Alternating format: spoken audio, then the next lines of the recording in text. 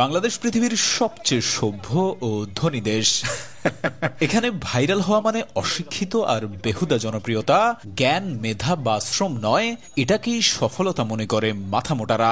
এখানে সরকারি হাসপাতালগুলোতে ডাক্তারের জন্য একজন অ্যাসিস্ট্যান্ট রাখা হয়, এদিকে অ্যাসিস্ট্যান্টের জন্য একজন অ্যাসিস্ট্যান্ট রাখা হয় এবং ইন্টার্নশিপ ডক্টর দিয়ে চিকিৎসা করানো হয়। এখানে বাচ্চারা স্কুলে যাওয়ার বয়সে মিছিল মিটিংয়ে যায়, ক্লাস ক্যাপ্টেনের দৌড়ে নয়, এলাকার পাতি নেতা হতে চায়। এখানে স্কুল এবং কলেজগুলোতে ক্লাস টিচারের কাছে প্রাইভেট না পড়লে আপনার জীবন তেজপাতা বানিয়ে দেয়া হবে। এখানে পয়সা ধার নিয়ে ভুলে যাওয়া এটা সবার অন্যতম একটি গুণ। আপনার কাছ থেকেও যদি কেউ পয়সা ধার নিয়ে থাকে তাহলে ভুলে যান আপনি তার কাছ থেকে টাকা পাবেন। এখানে ছেলে মেয়ে একজন আরেকজনকে জানু, মানু, সোনা, জান এসব বলে তাদের যৌবন শেষ করে দেয় আর বিয়ে করে 40 বছর পার হয়ে গেলে। এখানে দুজন গরিব মিলে আরো 5 থেকে 7 জন গরিবের জন্ম দেয়।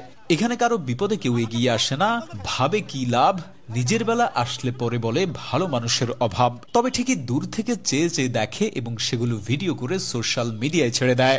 এখানে সবাই লোভী আর খাই খাই স্বভাবের মানুষের বসবাস। যাকেই বিশ্বাস করে সামনে এগোতে সাপোর্ট করবেন, দুদিন পরে তার থেকেই পাবেন কারাপশনের আভাস। এখানে নিজের সমালোচনা বাদ দিয়ে অন্যের সমালোচনায় সবাই সারাদিন ব্যস্ত থাকে। এখানে শ্রমের যথাযথ মূল্য পাওয়া যায় না, এখানে শিক্ষিত মানুষ সম্মান পায় না। এখানে টাকা দিয়ে অসাধ্যকে সাধন করা যায় খুব সহজেই। এখানের মানুষ এক একজন নিজেকে ঈশ্বরচন্দ্র বিদ্যাসাগর মনে করে। এখানে ভিক্ষুকদের রমরমা ব্যবসা চলে। এখানে সবাই বড় হতে চায়, কেউ মানুষ হতে চায় না। এখানে মানুষের কথায় নেই সহানুভূতির গন্ধ।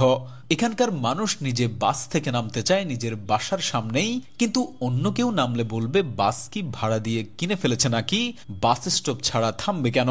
এখানকার মানুষ নিজেই ঠিকই নো পার্কিং প্লেসে বাইক, প্রাইভেট কার পার্ক করে রাখবে, কিন্তু অন্য কেউ করলেই বলতে থাকবে আহারে দেশের জনগণ রসাতলে চলে গেছে। নিজের ছেলে মেয়ে দোষ করলে সেই দোষ একদমই চোখে পড়ে না, কিন্তু অন্যের ছেলে মেয়ে দোষ না করলেও তাদের নামে কিভাবে বানিয়ে বানিয়ে কথা রটাতে হয় এটা একমাত্র বাঙালি ভালো জানে।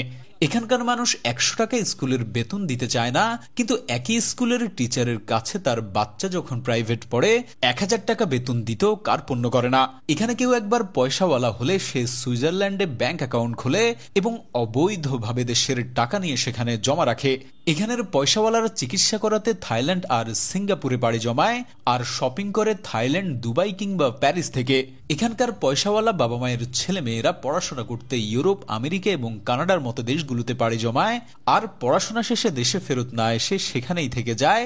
যখন জীবনের শেষ প্রান্তে মৃত্যু ঘনিয়ে আসে তখন বাংলাদেশের কথা মনে পড়ে আর বাংলাদেশে ফেরত আসে, কিন্তু তখন আর এই মানুষগুলোর দেশকে দেওয়ার মতো কিছুই থাকে না।